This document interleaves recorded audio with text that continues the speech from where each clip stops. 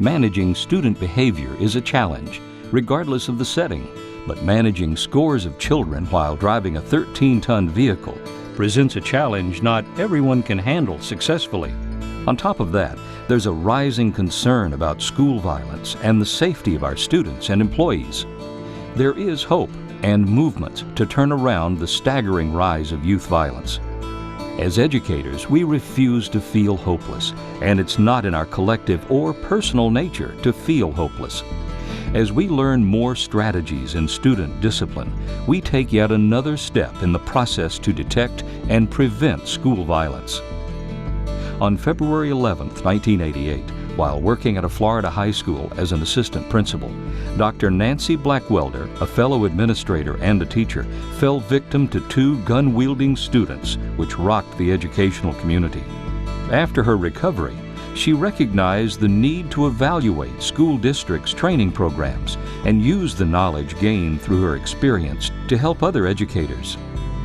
Dr. Blackwelder is an articulate speaker with experience as a teacher and as an assistant principal at both the elementary and high school levels, an assistant director of transportation, and an administrator in the special needs student education department. Tomorrow, we hope that you'll return to your jobs and use the strategies you learned today and feel that powerful sense of assurance that comes when you know you have the tools in place to ensure that your buses and schools are safe and happy havens for everyone.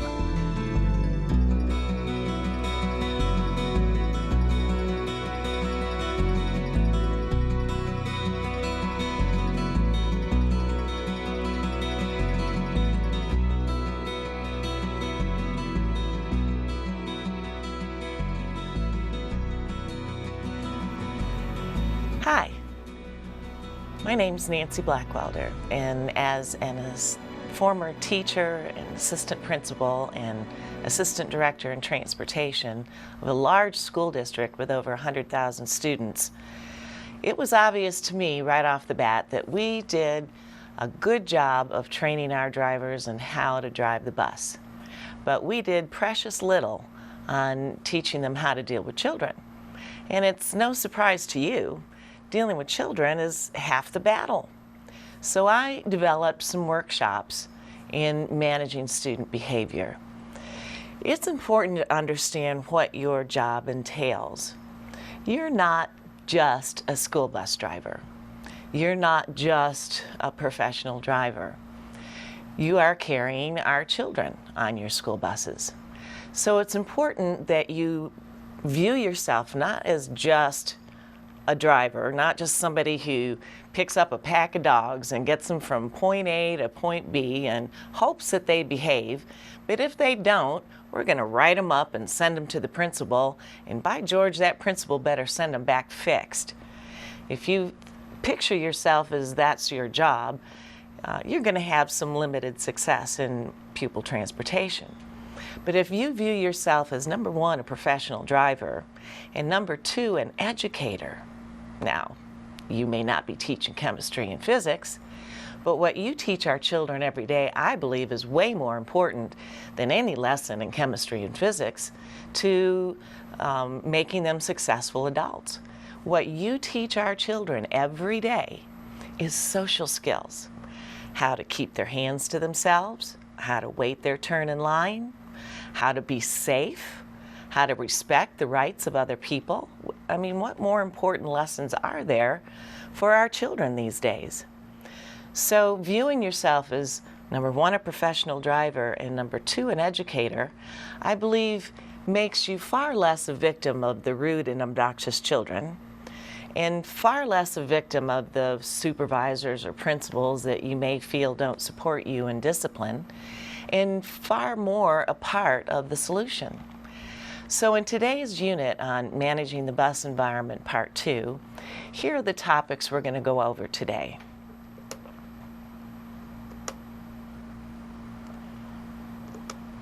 Number 1, adaptive versus maladaptive behavior.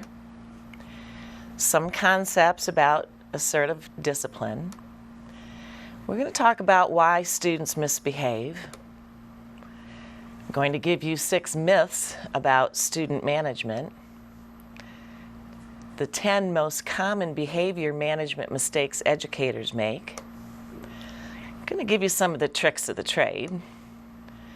12 actions that can escalate misbehavior, effective student management, and building your bus community.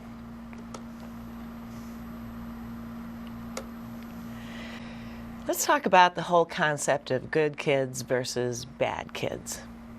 Are there bad kids? You know, if you tell a child enough times that they're a bad kid, they will start to believe they are a bad kid and they will give you bad. There was an interesting study they did in gifted classes where they took 4 teachers and they gave them each a classroom of children, and they told those teachers that they were all gifted children. There was one teacher, however, who got a class of average students, but she didn't know that. So they taught these children all year long, and at the end of the year, all 4 classes behaved as gifted children and performed as gifted children. Sometimes it's our expectations of what our children can give us that dictate how they behave. If we have a preconceived notion that a child is going to be bad and we tell him he's bad, we might end up with bad behavior. But what I would suggest is that children aren't just good children and bad children, that children are adaptive or maladapted to your environment. Because we know that not everybody gets along. Some personalities just don't mix. And so just because you have a child that doesn't behave well on your bus doesn't mean that they may behave just fine on another bus. And it's your environment that they either adapt well to or they adapt poorly to. You remember when you were in junior high school, you had some teachers that you could get away with murder in their class. And you had other teachers that, by George, you better be in your seat when that tardy bell rings, not walking through the door. And you knew what the expectations were of each of those teachers, and you adapted accordingly to how you needed to behave in those environments. Well, that's the same thing the kids are going to be doing on your bus versus somebody else's bus. They may adapt very well to your rules and your expectation. And those kids that adapt well to your rules and expectations, aren't they the good kids? And those kids that don't adapt to your environment and your rules, aren't they the bad kids? So sometimes we have to look at the environment that we create for our children and making that determination about whether we need to change something about that environment so that that child can adapt to our version of normal. Let me give you an example. I had a child next door that was in middle school that lived next door to me, and she approached me one summer because she knew I worked in transportation, and she asked me, was there any way that I could make certain that they had the same bus driver this year that they had last year? And I had to explain to her that I couldn't do that. And she was disappointed, and she said, well, is there any way that you can make certain we don't have the lady we had the year before? And I said, what was wrong with her? And she said, oh, she was so mean. And I said, well, what did she do that was so awful? And she said, I don't know, she was just mean. I said, well, what went on in the bus? She said, well, we learned early on that if the same person got on her nerves 2 days in a row, that she'd write them up and send them to the principal. So we all got together and we decided that we would take turns. Gotta love that, a busload of middle schoolers taking turns trying to make this woman's life miserable. And I said, well, this woman that you thought was so nice that you wanted as your bus driver, what did she do that was so nice? And she said, I don't know, she was just nice. And I said, well, did you have the conspiracy thing going on her bus? And she said, oh no, we wouldn't do that. She's too nice. And so I really had to look into these two bus drivers and figure out what is the difference? What are they doing that's so different that this group of children would choose to make one driver's life miserable and would choose to make another driver's life pleasant? And I rode the mean lady's bus first. And she was fine, you know, she did all the rules right, drove well, stop arms, kids filed on the bus, went back and sat down on the right end of school. She corrected a few when they were standing up, not sitting in their seats properly, whatever. I thought, well, that's not such a bad deal. And then I went and rode the nice lady's bus. And I'll have to tell you, I had some preconceived notions that maybe the kids thought she was so nice because she let them do whatever they wanted to do. But that wasn't the case at all. She had absolute control of her bus. Drove the bus well, stop arms, the kids filed on the bus, and that's where the entire picture changed. As those kids filed on that bus, she spoke to each one of them, called them by name. I'm not sure she knew everybody's name, but she called a lot of them by name. Then she had little comments she'd make, like, are those some new glasses? You go, girl, they look good. Aren't you looking pretty today? How'd you guys do in the ball game the other day? You win? I mean, it's not so hard to figure out who plays ball. They usually wear their game jersey the day of games. Not too hard to figure out who's in the band, carrying their instruments on the bus. She had a little nice comment she made to the kids as they filed on the bus. And it was like a light bulb going off in my head, an epiphany. The reason, when you're looking at it from a kid's point of view, the only thing they heard come out of the mean lady's mouth was corrective action. Sit down, be quiet, turn around in your seats. To a child, that's all very negative. But the nice lady, they heard all these nice comments come out of her mouth, such that when she had to correct them, it wasn't near as hard to take. So the kids adapted to her environment much better because she had those positive comments that she was making, and the only thing the kids heard come out of her mouth was not simply negative comments. So adaptive versus maladaptive. It's the insane person that does the same thing over and over and over again, expecting a different result. Change your environment if you're having problems with children. So I have a lot of drivers who will say, holy crow, how am I supposed to manage student behavior when I'm driving a bus down the street? My job is to keep from running into the guy in front of me. And truly it is.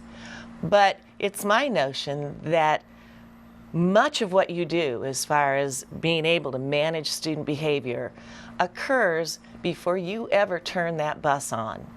It has more to do with the rapport that you have developed with these kids and how much reinforcement density you have provided. You know, you can't just catch them doing it wrong and punish them. You also need to catch them doing it right and reward them. And the greater your reinforcement density is, the number of positive comments for every negative corrective action you have to take, the better off you're going to be as far as discipline goes. And it also has a lot to do with whether you are scanning for the warning signs. It is very evident when kids are frustrated, angry. It's all over their face. It's in their body language. And if you are looking for the warning signs of kids who are frustrated or angry or are having problems, you will have a much better chance of having a good disciplined bus.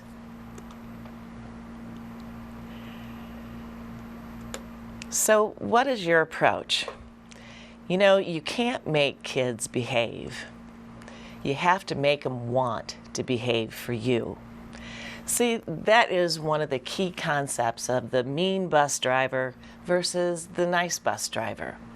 The nice bus driver had those kids wanting to behave for her.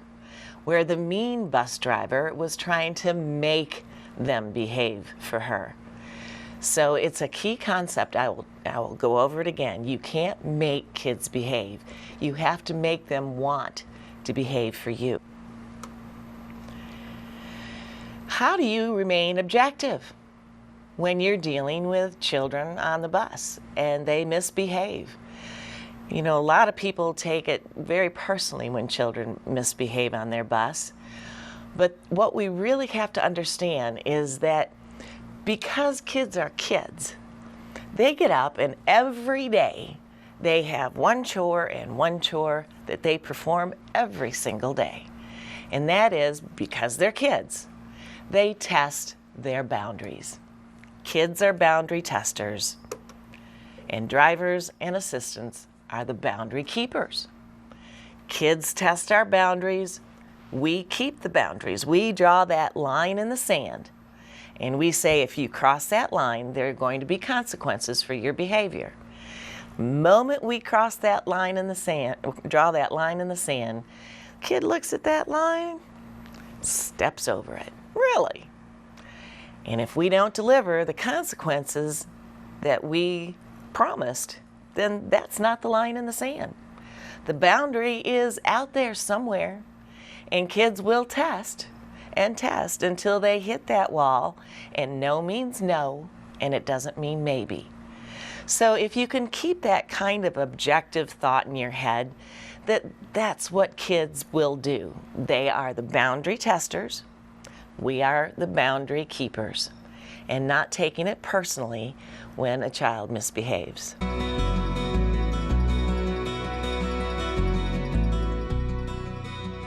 So, there are certain things about assertive discipline that work well in classrooms, but really don't work so well on the bus. But there are a few concepts that I'd like to run by you because they do have some value and worth. Number one, there is the non-assertive driver. That driver shows a lack of confidence, lets misbehaviors continue, doesn't know how to stop the misbehaviors, is often frustrated and overwhelmed, and rarely gives students positive feedback. You might hear a non-assertive driver saying, "Can't you kids behave? For the third time, please, won't you sit down? It's so noisy in here, I just can't handle teenagers.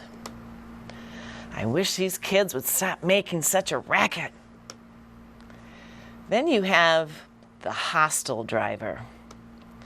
That driver appears to be out of control, gets mad and yells, calls students names, gets personal, puts them down, is an authoritarian, threatens and doesn't do anything, and harms students psychologically.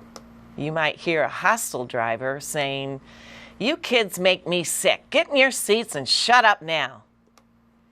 If I have to tell you one more time, I'm stopping the bus and throwing all of you out. You kids are a bunch of dummies. Can't any of you behave? You act like you grew up in the zoo." Now there's the assertive driver. An assertive driver appears to be in control, stays calm, uses a normal tone of voice, knows what to do if students misbehave, tells students specifically how they want them to behave. They say what they mean and mean what they say, and they give positive feedback to students who choose to behave. Well, here's what an assertive driver might say. "I will not allow you to behave like this on my bus. I will not drive any further until everyone stops yelling and gets into their seats. No child will stop me from driving a safe bus. No child will stop the other passengers from having a safe and pleasant trip." The most effective driver, of course, is the assertive driver.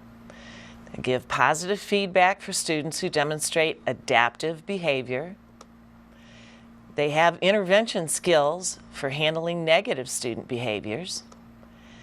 They have expectations for students to follow, and they have consequences that the students receive when they choose not to follow the rules. So why do students misbehave?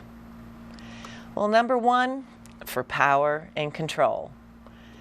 Number two, they misbehave for revenge. And number three, they misbehave for attention.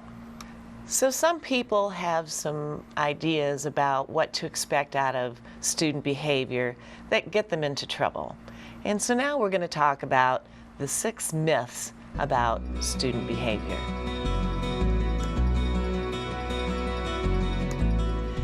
Number 1, ignoring student misbehavior will make it go away. Some students know how to push all the right buttons to annoy a driver.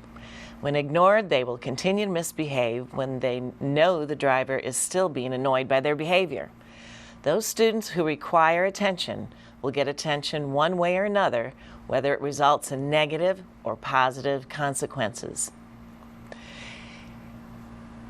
Let me tell you a story about a student that I had that is such a good example of this myth about student behavior.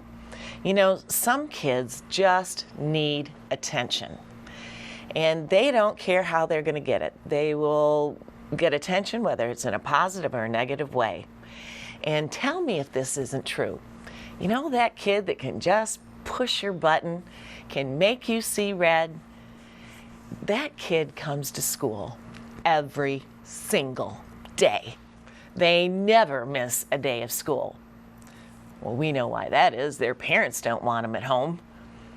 So if you have a child that is just going to annoy you every single day, then you need to change the way you behave with that child. Because once again, it's the insane person that does the same thing day in and day out, expecting a different result.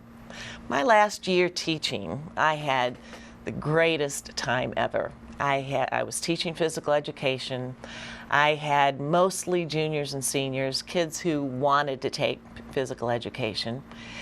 And it was wonderful. I had learned that skill of you can't make them behave, you got to make them want to behave for you. If I had a student that didn't like a call I made or got up in my face about something, there'd be 2, 3 other boys that would jump in and say, "Hey man, don't bother her, she doesn't deserve that." That's a lot of fun when you get into a position like that. But I had this one class that was a freshman class, and I had this one boy in my class that every day just had to do something. He never dressed out for PE, and that's fine if you want to fail. You don't want, you have to be there. You don't have to dress out, but you need to sit on the sideline and behave while I deal with the rest of the kids in my class. But every day, that student would find something to do to aggravate me. Well, pretty soon we're butting heads and I'm having to discipline him, and it got to the point where I just dreaded this class. And I was sitting in my 3rd period planning, getting ready to go to this 4th period class that I just dreaded. And I got to thinking, this kid is controlling my happiness. I should be controlling his happiness. And so I thought, there's got to be a way for me to try to get this kid to like me. Maybe if he'll like me, he'll behave for me. So I decided I was going to start having just general conversation with the kid. Because it dawned on me that about the only thing he heard coming out of my mouth was sit down, be quiet, stop doing that. And so as we were leaving the locker room, I decided, I'm just going to have conversation with the kid. And it's not always all that easy to strike up a conversation with a kid that's aggravated you. You're human. And it's much easier to like those kids that adapt to your environment and are good for you than it is for those kids that don't adapt to your environment and make your life miserable. But I forced myself into having conversation with him, asking him what he was going to do over the weekend, what shows does he like to watch on TV, is there a movie he's been to lately, where does he live, what does he enjoy doing after school. And the first time I started chatting with him, he looked at me like I was growing horns. Like, what are you talking to me? But I persisted, and it took just about 2 weeks.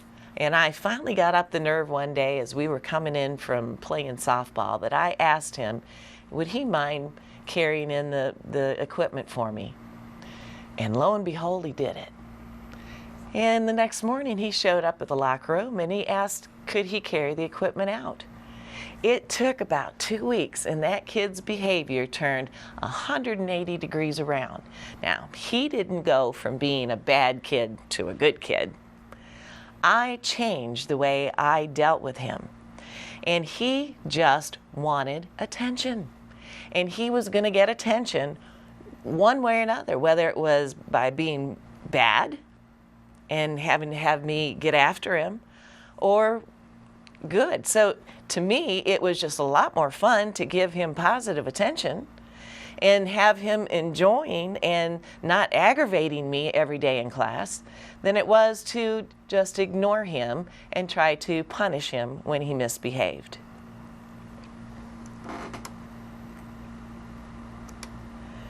The second myth about managing behavior is that students will obey the bus rules if they understand their importance. Well, many drivers will attempt to explain the rationale behind a rule when the student is breaking it.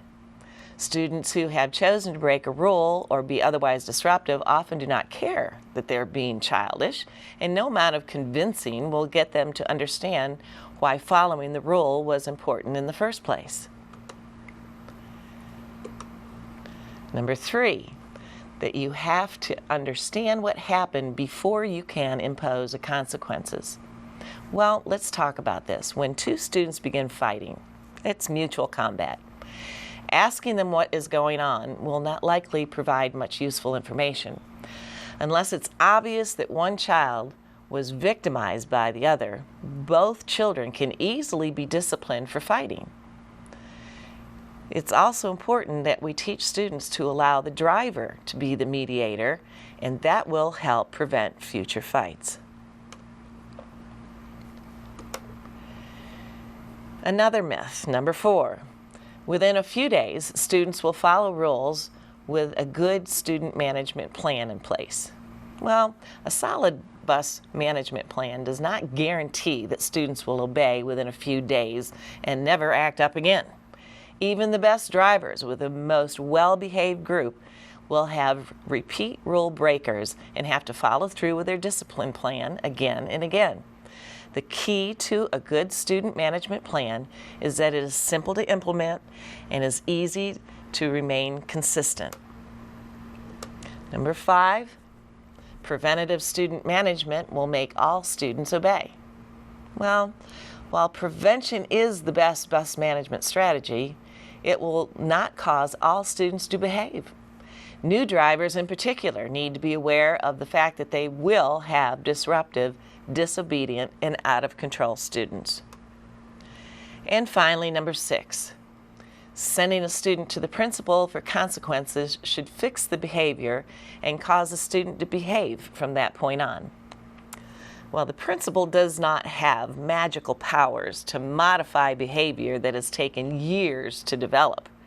The best we can hope with consequences is the student will think twice before doing it again and maybe choose desirable adaptive behavior. And you know, kids are not a whole lot different than you and I. I'd like you to think to yourself as you sit there and watch this, when you were a kid, were you taught not to touch the stove because you'll get burnt? Most of us were. And I'd like to see a show of hands of how many of y'all have never been burnt on the stove. Well, you're curious, you're careless, you touch that stove and you're like, oh man, that's gonna leave a mark. And so you were taught not to touch the stove, you'll get burnt. But what happens? Most of you have been burnt on the stove. And think about this. Of you all that have been burnt on the stove, how many got burnt once and never got burnt again? You get careless, you forget about what you're doing, and you touch that stove and, oh man, I'm going to think twice before I do that again. That is much like the consequences that we deliver students. We can't guarantee that delivering a consequence is going to fix that student's behavior. What we can hope is that they will think twice before they do it again.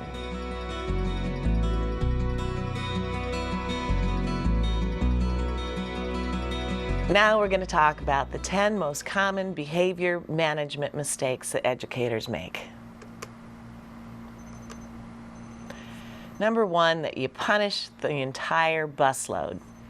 You know, it's extremely rare that every single bus rider has been guilty of misbehavior. Although the driver may feel that the whole group has conspired against them, it's worth taking the time to make sure that you are only punishing the wrongdoers. Punishing the whole group will only serve to alienate students who have made an effort to behave. Another mistake is shouting at the group. Although your shouting may be aimed at a handful of troublemakers, every single student will be subject to the verbal assault directed at the miscreants. Well-behaved students don't deserve this. Using sarcasm.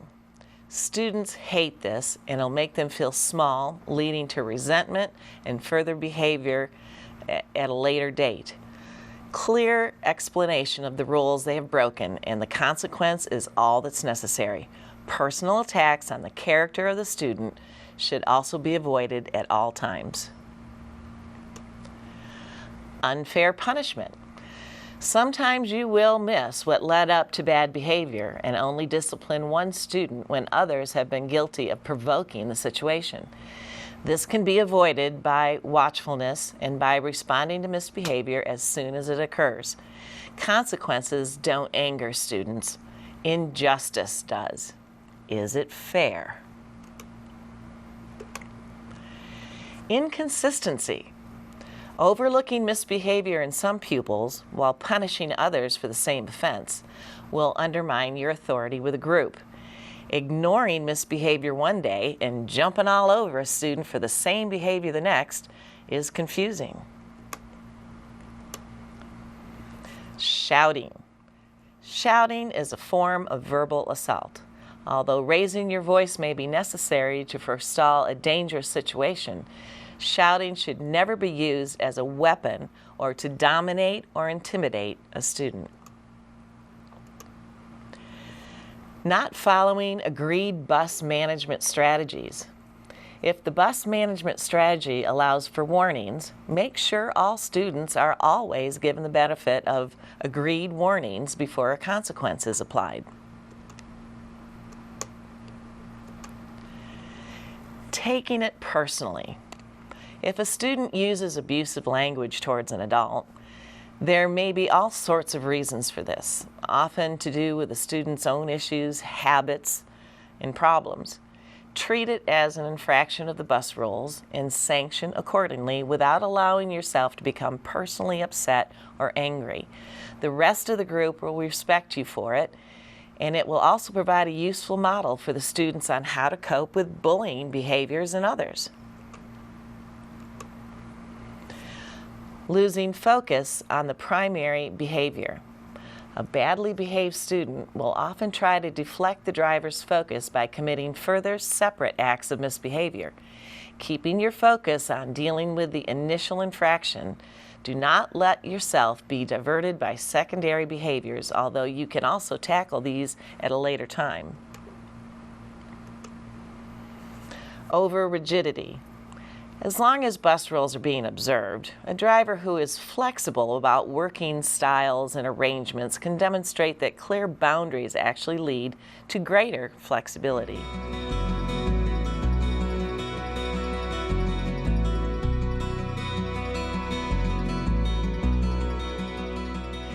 Now we're going to discuss some of the tricks of the trade.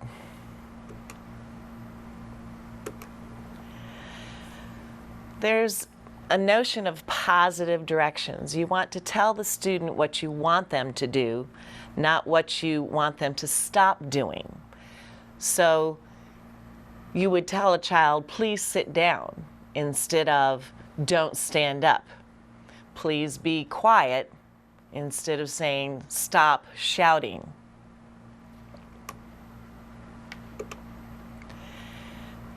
There's a trick that I call the reminder. Short and sweet. What are you doing? What are you supposed to be doing? Do you know what will happen if you continue to?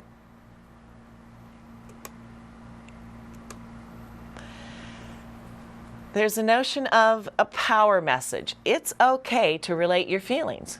You can say, Sam, I really get annoyed when you yell on the bus. Please talk quietly. Then there's the broken record technique. You state what you want the student to do. If the student argues with you, you repeat yourself, and you repeat what you want up to 3 times. The broken record technique stops the arguments, helps you stay in control and not get upset, and makes the student realize that you mean business and you'll do as you say.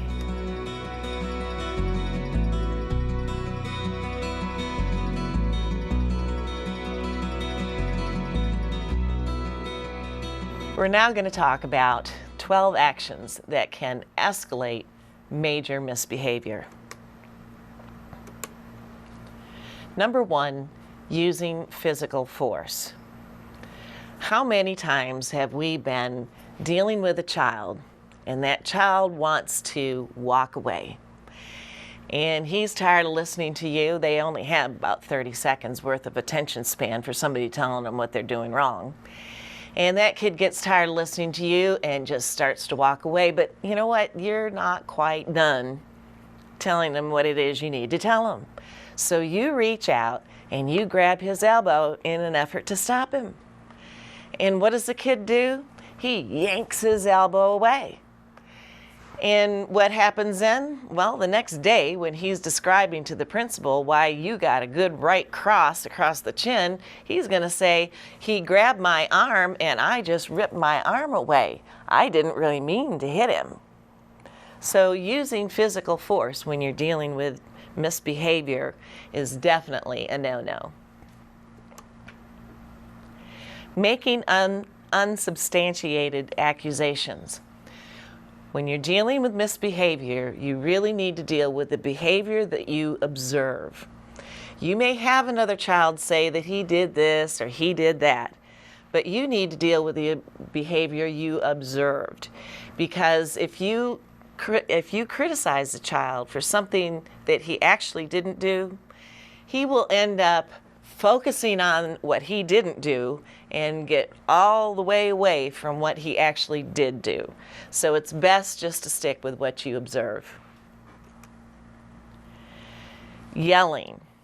Yelling and shouting is a verbal assault on children and can cause the behavior to escalate. Acting superior. It's my way or the highway. Giving commands and demands as opposed to options. Mimicking the student. Mimicking the student is making fun of them. You make fun of a student who's angry and it's liable to escalate the situation. Using sarcasm and put-downs. Sarcasm and humor are closely tied together. Humor is what we do when we're trying to lighten the mood and make things fun. And humor is good. But sarcasm is that tongue-in-cheek. It's fun for the people saying it and for the people listening, but for the person it's directed towards, it's got a bitter taste. And you need to stay away from sarcasm because that can escalate into major misbehavior. Using tense body language such as crossed arms and clenched fists. Backing the student into a corner where they have no choices. There are some kids, if they feel like they are backed into a corner, will come out fighting. Moralizing and preaching. Making comparisons with others. I think every person, as they grow up, have been subjected to someone comparing them, whether it's comparing them to a younger or an older sibling, or comparing them to someone sitting next to them on the bus. Nobody likes to be compared to somebody else. You need to deal with their behavior and their behavior only. And having double standards. Do it as I say, not as I do. You need to model the behavior you want those children to exhibit. To prevent major confrontations, you need to control your own emotion. You need to focus on the misbehavior, not the student. You need to diffuse or delay if possible, and you need to model appropriate behavior.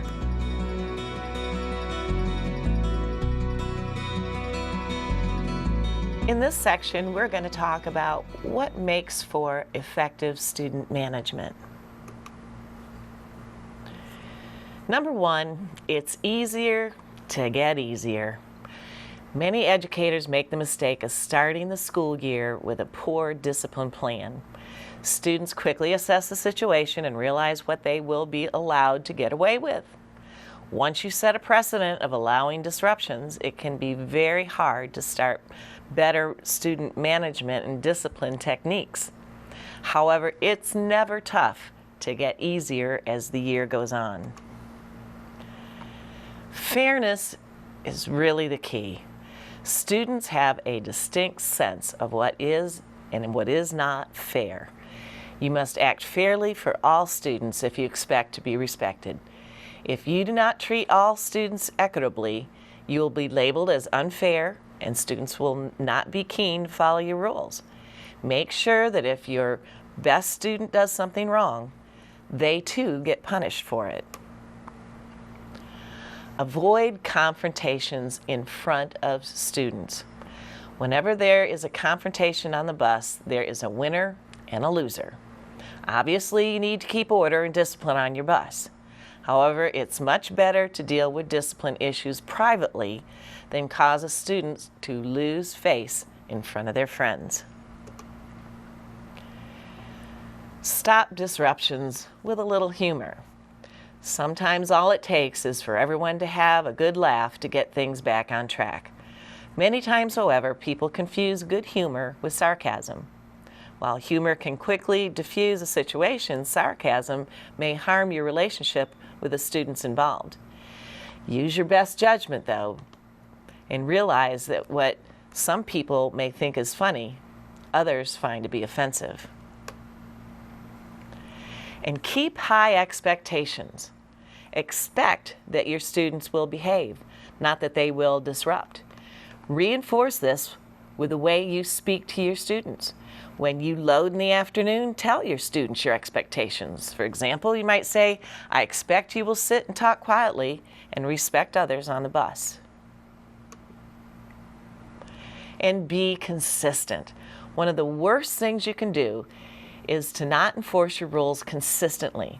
If one day you ignore misbehaviors and the next day you jump on somebody for the smallest infraction, your students will quickly lose respect for you. Your students have the right to expect you to basically be the same every day. Moodiness is not allowed. Once you lose your students' respect, you also lose their attention and their desire to please you.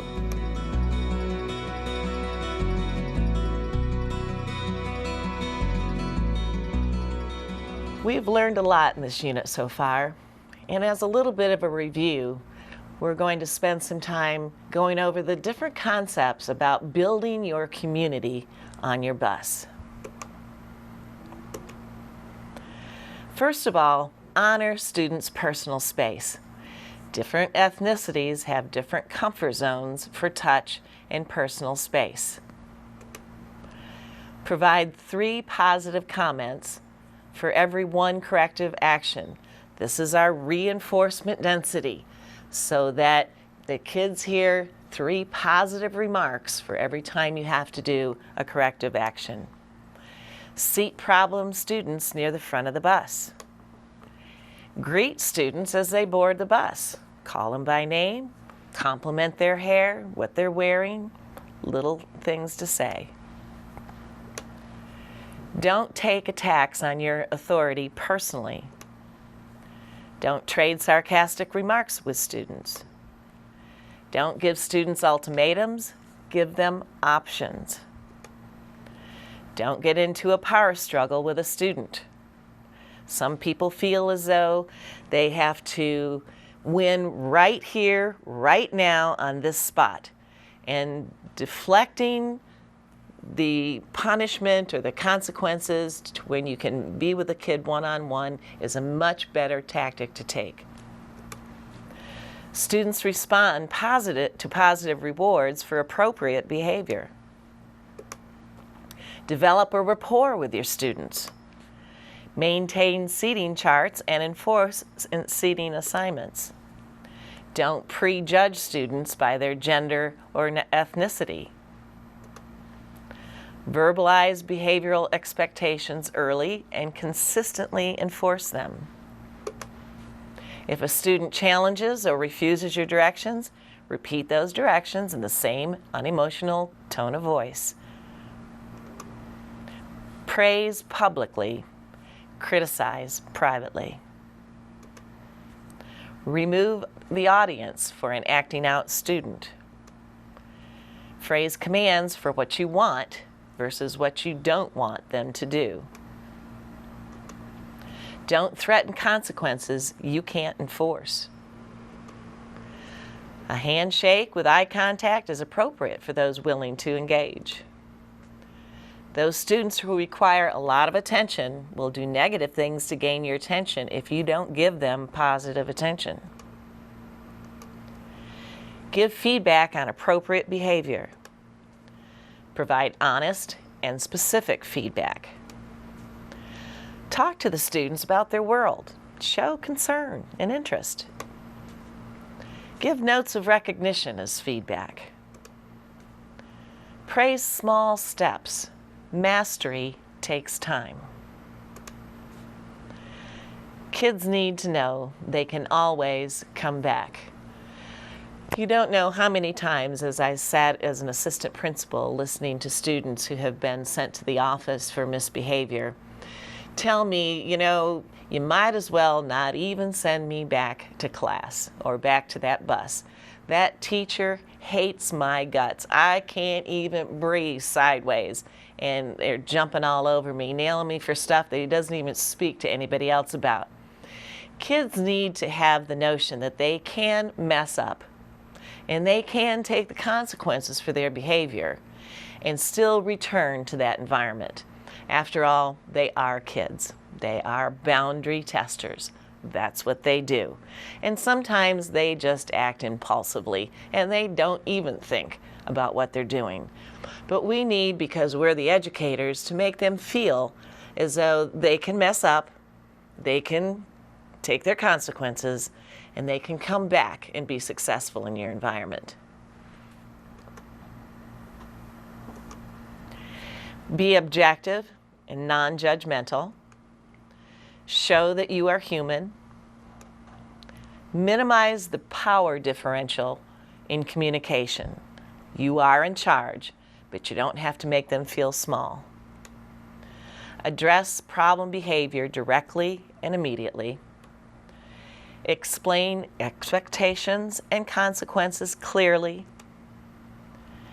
And understand that youngsters may not remember what we teach them, but they will always remember how we treated them.